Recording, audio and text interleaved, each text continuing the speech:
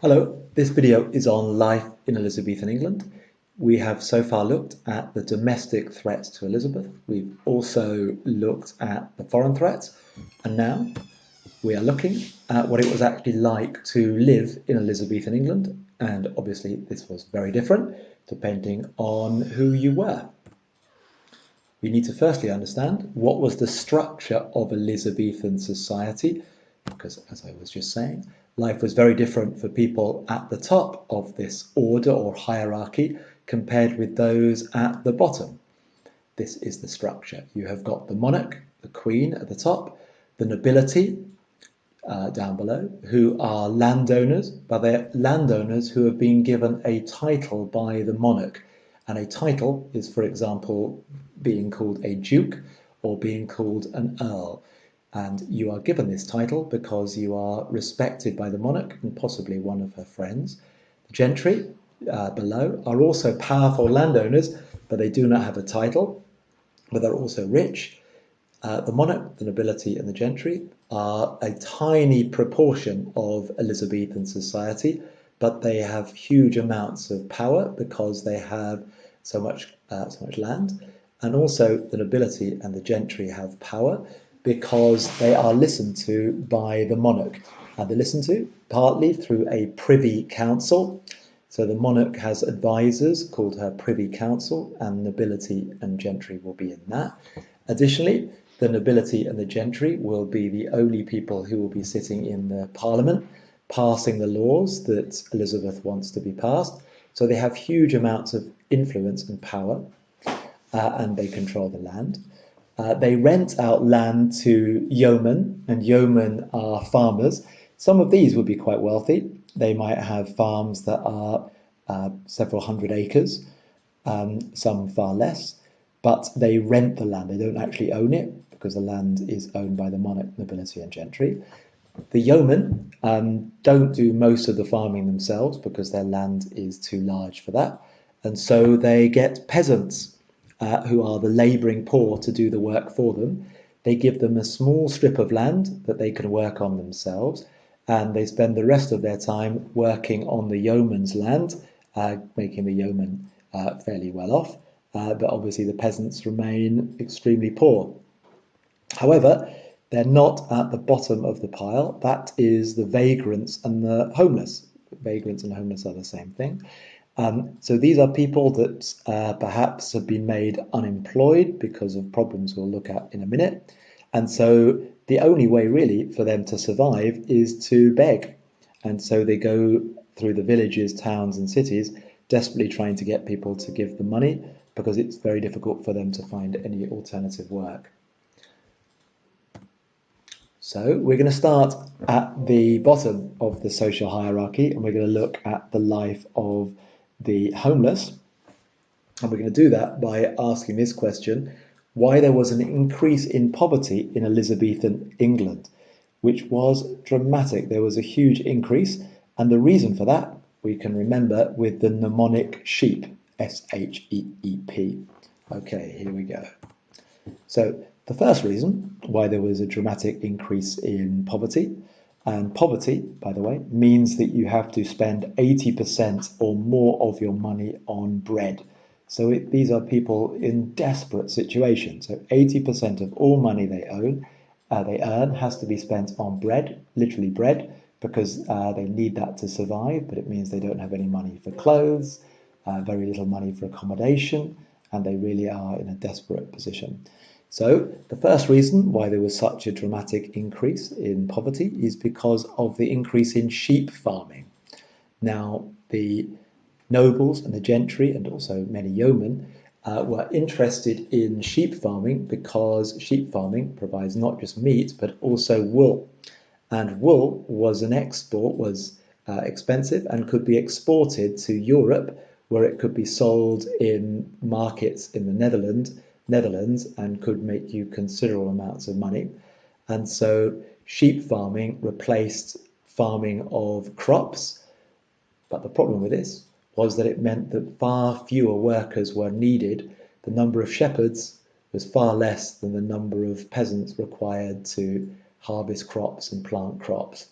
As a result, high levels of unemployment, and because there were less crops being planted and grown, it meant that the amount of food available in the country was less, and as a result, there was inflation, which meant that food prices went up, and the unemployed found it very, very difficult to actually pay for any of this food. Next up, you've got the H, which is for harvests. There were 4 years of bad harvests during Elizabeth's reign. A poor harvest means that the crops fail. The crops fail to grow. Certainly don't grow in the same amount in the same volume as they do in other years. This was because of issues with the weather, inclement weather, poor weather during those years, and as a result, less food meant that the prices of the food that was available rocketed. There was high levels of inflation, and it meant that those at the bottom of society found it very, very difficult because there just wasn't enough food for them. Next up, E is for the embargo, and an embargo is when you stop someone trading. As we heard under S for sheep, much of England was given over to sheep farming because they wanted to grow sheep in order to use their wool.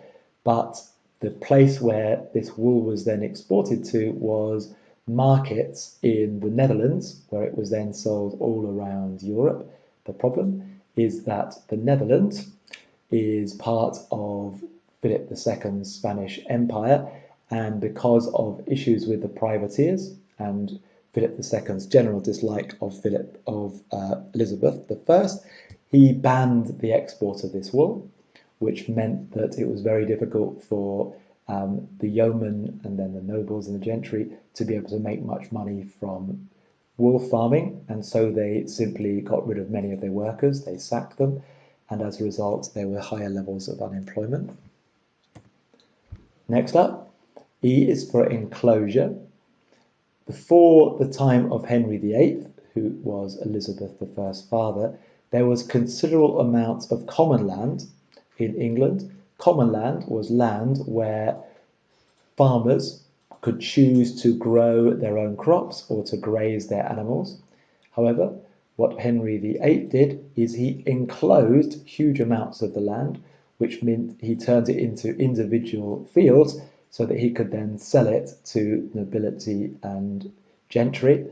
As a result, there was far less common land for poorer people to use, and as a result, there was higher levels of suffering because people weren't able to grow their own crops. And as we have heard earlier, it was very difficult to get jobs on farms because there was less demand for workers. Finally, P is for population. There was a population explosion while Elizabeth was queen. The population went up from 3 million to 4 million in the years 1551 to 1601. And of course, this meant that there was much higher demand for the food that was available. And it was another reason why prices rocketed and resulted in high inflation for food, making it very difficult for most people to even afford the basics. So, what did Elizabeth do about poverty in England? Well, the first thing she did, and to be honest, almost everyone did, was that they divided the poor into two groups. They divided them into the able-bodied poor. Able-bodied poor are people who are essentially able to look after themselves but are poor nonetheless. And these people were considered to be poor because they were lazy. On the other hand, there was the impotent poor, and the impotent poor were people who were ill or were elderly, and they were seen as acceptable. It was seen as acceptable that they were poor, and so they were provided with help, while the able-bodied poor were considered to be lazy, and therefore it was their own fault that they were suffering. So what did Elizabeth do about the poverty? She had to do something because there was a serious risk of rioting if she didn't take action, because so many people were struggling to survive. So she used this. 2 positives and 1 negative. Firstly, because she was a good Christian, a Protestant, as we know, she felt it was her Christian duty to help the impotent poor. And so she created the 1563 Statute of Artificers. Statute is a law, and under this law, it was everyone's responsibility to help the impotent poor, and they helped the impotent poor by providing tax money. So they had to pay taxes, and if they failed to do so, they would be fined or even imprisoned. And this meant there was more money available for the impotent poor. Next up, Elizabeth, like everyone else, as we've heard, believed that the able-bodied were indolent. Indolent is a good word to use in exams. Indolent means lazy. So the indolent poor, they needed to be punished in order that they changed their ways and started to try to look for work, or at least that's what the Elizabethans thought. So in 1572, there was the Vagabonds Act. And a vagabond is someone who is homeless and begs to try to get food and money from other people. So they use a 3 strikes and you are out approach. First time you were caught begging in a town or a city, you had a hole drilled in your ear so that people could tell that you were a vagabond and would not give you anything. If you persisted in your ways of begging, then you were placed into prison for a period of time. And if you then continued to beg after you left that second time, then you were hanged as a way of warning others to not follow your path. However, by 1576, the situation was so bleak in England because of the harvests and because of the problems that England was facing with Spain, which had led to the embargo. Elizabeth had little choice but to start to positively help the able-bodied poor, and did this by creating the 1576 Poor Relief Act. An act is a law. Under this law, the able-bodied poor were given some wool or other raw material, and they had the option then of trying to turn it into some sort of product or turn it into cloth or something like that in order that they could then sell it. And once they'd sold it, they would then be able to, of course, make a small profit, and that would be enough, hopefully, that was the idea, for them to be able to afford bread. Now, we're going to look at what it was like across all of society in terms of education. And we do this with a kind of a view to be able to answer a question that might come up, like education in England improved during the reign of Elizabeth I. How far do you agree? And if we were answering this question, we would firstly disagree, or certainly this picture would disagree, because if you were a peasant, then you were very unlikely to receive any education at all. You would simply, from a young age, work on the field like your parents and grandparents, and you would never learn to read and write. And certainly if you were a girl, there was almost no chance whatsoever that you would receive any education at all.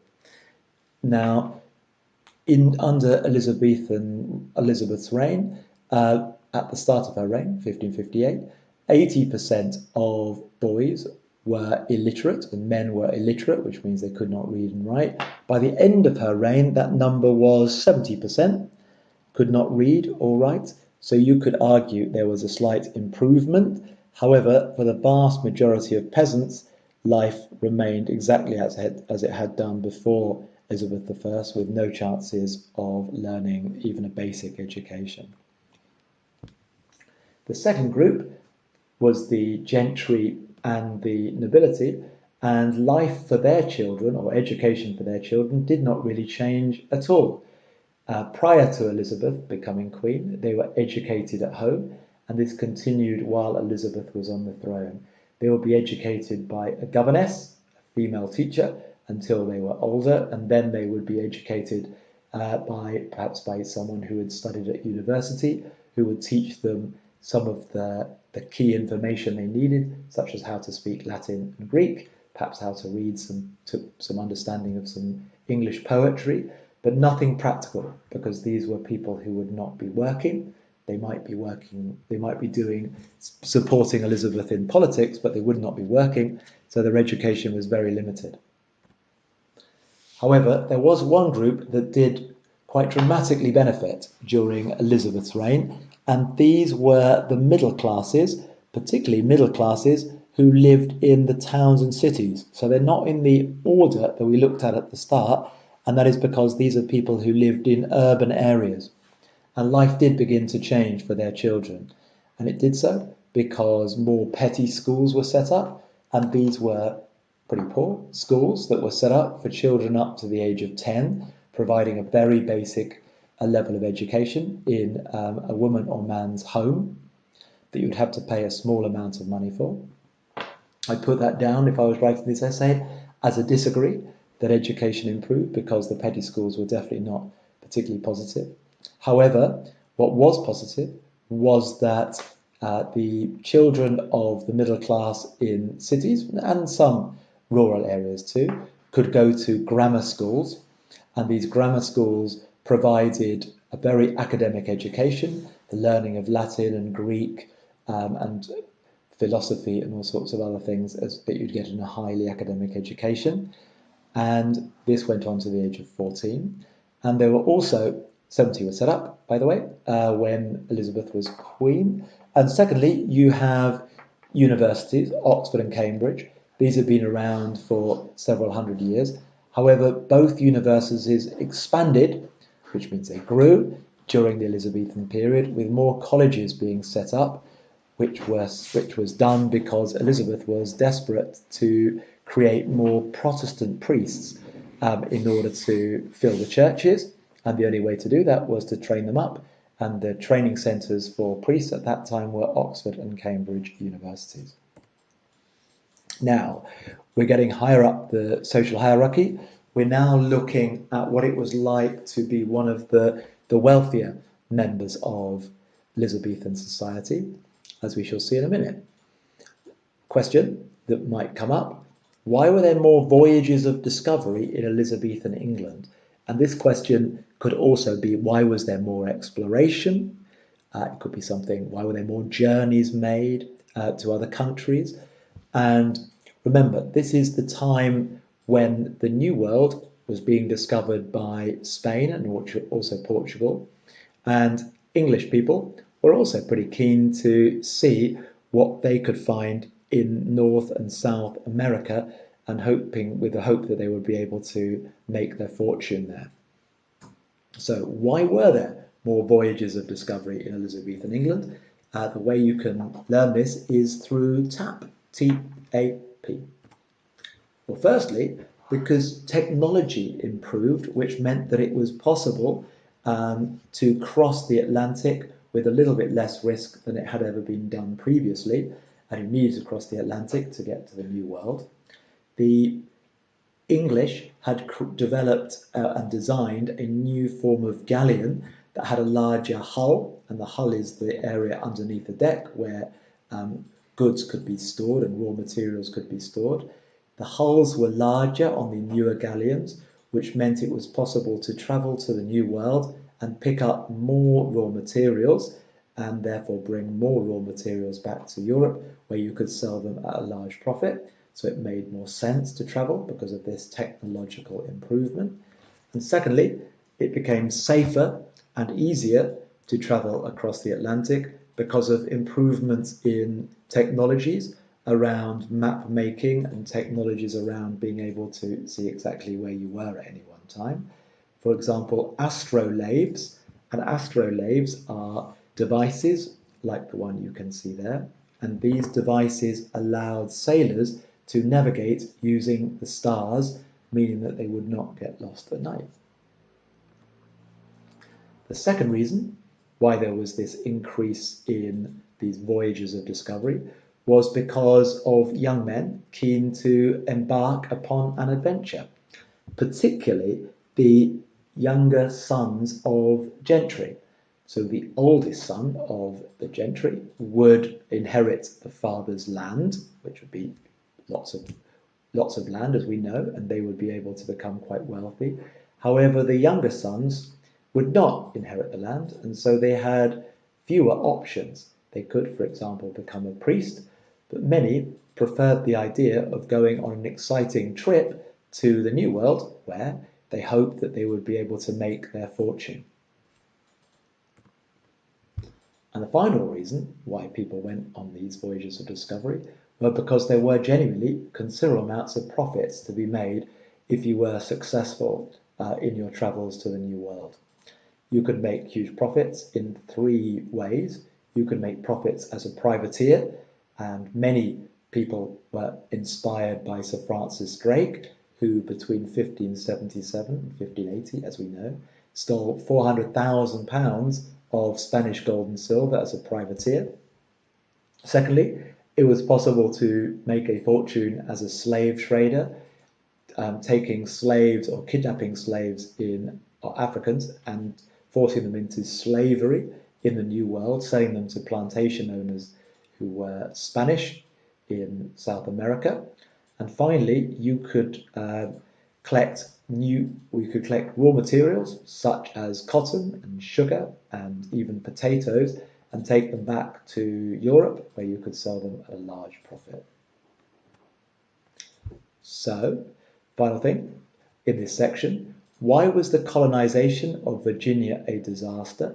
So, as we know, it was very difficult for England to colonize South America because South America had been taken over and colonized by Spain and Portugal. So England was forced to try to colonize the North of America, what we call today the United States. It was not called that then.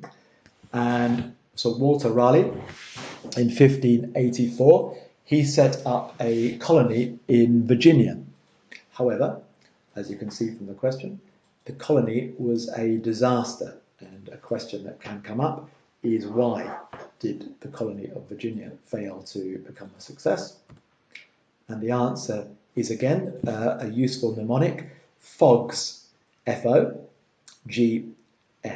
FOGS. So what were the reasons for the failure of this colonization? Well, the first reason is because of issues with the food supply. The ships that went out to the New World were equipped with seeds and food so that the new settlers would be able to not only eat the supplies for a little while, but also plant seeds which would allow them to have crops that they could then eat. However, big problem was that the crops, some of the food was destroyed on board one of the ships called the Tiger, which meant there wasn't sufficient food, and the seeds which were in barrels on board the same ship, they became waterlogged and they were not able to use them. As a result, it became very difficult for the settlers to support themselves in the new colonies. Second thing is the G, and the G is for the gentry. The gentry were not prepared to get their hands dirty, as we know from the start of this session. They were very close to the top of the social hierarchy, and they didn't feel it was their responsibility to actually do any work, which was a bit ridiculous because there weren't that many people on board the boats, on board these ships, and so the settlements couldn't really work unless everyone was prepared to do their bit. However, the gentry weren't. Additionally, on board the boats, there were not enough people with the skills to actually be able to really make a colony survive. There were far too few farmers, and as a result, the colonies weren't sustainable, which means they couldn't last over a period of time, because people simply didn't have the expertise to be able to keep them going, particularly when they were faced with the problems of the tiger and the issue with the seeds we've just heard about. Finally, is because of the supernatural. There was a huge problem, which was that the native Indians did not trust the white settlers, and they didn't trust them because, firstly, they kept asking them for help, and secondly, Chief Wingina and others began to think that the settlers might be the cause of the ill health and diseases that they themselves were getting, and he was probably right, because they were passing on diseases that they'd brought over from Europe. And as a result, not only did the Native Americans stop supporting the white settlers, but they also began to attack them in the hope that they would go away, which did actually finally lead to people leaving Virginia, because life was so difficult for the settlers. They decided they'd had enough, and so they left Virginia, and that was the end of Sir Walter Raleigh's attempt to colonize that part of North America. So that is what it was like to live in Elizabethan England. Please do look in the booklet, of course, for more information. I've not gone through leisure, because I thought this was already long enough. But if you want to learn about leisure, which surely you do, you need to do so from the booklet. All the best.